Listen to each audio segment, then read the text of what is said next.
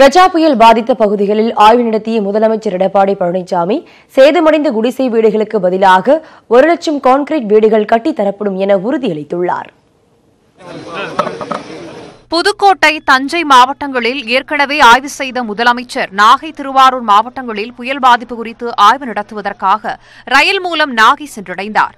நாகை ஊராட்சி ஒன்றிய அலுவலக வளாகத்தில் நடைபெற்ற விழாவில் 443 பயனாளிகளுக்கு 96,60,540 ரூபாய் மதிப்பிலான நிவாரண உதவிகளை முதலமைச்சர் எடப்பாடி பழனிசாமி, துணை முதலமைச்சர் ஓ பன்னீர்செல்வம் உள்ளிட்டோர் வழங்கினர்.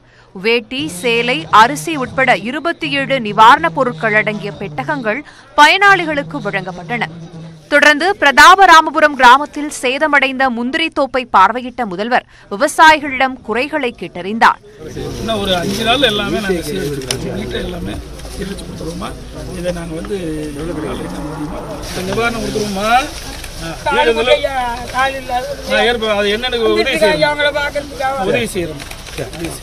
காமேஸ்வரம், விழுந்தமாவடி உள்ளிட்ட இடங்களில் சேதமடைந்த விளைநிலங்களை பார்வையிட்ட அவர் அரசு மானியத்துடன் தென்னை, மாக்கன்றுகள் வழங்க ஏற்பாடு செய்யப்படும் என உறுதியளித்தார்.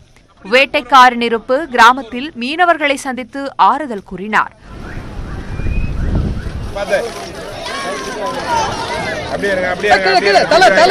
அங்குள்ள புயல் பாதுகாப்பு மையத்தில் தயாரிக்கப்பட்ட பொங்கலை சுவை பார்த்து பொதுமக்களுக்கு வழங்கினார்.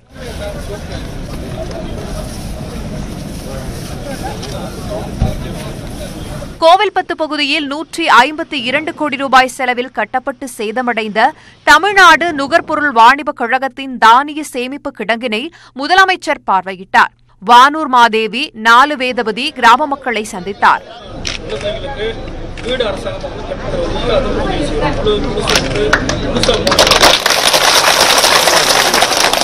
புஷ்பவனம் கிராமத்தில் கடல் நீர் சூழ்ந்த பகுதிகளில் தேங்கிய சேற்றை 1 வாரத்தில் அகற்ற நடவடிக்கை எடுக்கப்படும் என்று உறுதியளித்தார்.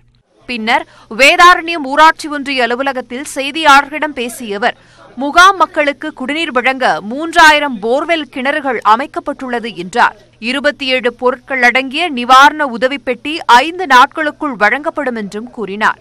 பாதிக்கப்பட்டோரின் வங்கிக் கணக்குகளில் நிவாரணத் தொகை வரவு வைக்கப்படும் எனவும் முதலமைச்சர் உறுதியளித்தார்.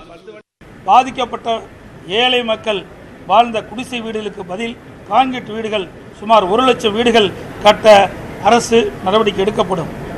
மறுசீரமைப்பு பணிகளை மேற்கொள்ள சிறப்பு திட்டம் தீட்டி செயல்படுத்தப்படும். தமிழக அரசு கோரியுள்ள நிவாரணத்தை மனசாட்சியுடன் பரிசீலித்து மத்திய அரசு வழங்கும் என நம்புவதாக முதலமைச்சர் கூறினார். நம்முடைய மக்கள் இந்த கஜா புயலால் கடுமையாக பாதிக்கப்பட்டிருக்கிறார்கள். இது மத்திய அரசு, மாநில அரசுக்கு இரண்டுக்கும் பொறுப்பு இருக்கின்றது. நம் சேதமடைந்த விவரங்களை மத்திய அரசுக்கு தெரிவித்திருக்கின்றோம். இவ்வளவு நிதி தேவை என்று கோரியிருக்கின்றோம். முதற்கட்டமாக இவ்வளவு நிதி வேண்டும் என்றும் கேட்டிருக்கின்றோம். அவர்கள் மனசாட்சிப்படி, மனித நேயப்படி வழங்குவார்கள் என்று நம்புகிறேன்.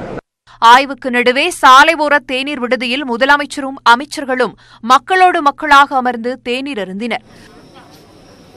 பின்னர் திருவாரூர் மாவட்டத்தில் கட்டிமேடு என்ற ஊரில் அரசு பள்ளிகளில் தங்கியிருக்கும் மக்களை சந்தித்த முதலமைச்சர் எடப்பாடி பழனிசாமி 750 பயனாளிகளுக்கு நிவாரணப் பொருட்களை வழங்கினார். புயல் பாதிப்பின் போது எடுக்கப்பட்ட புகைப்படங்களையும் பார்வையிட்டார்.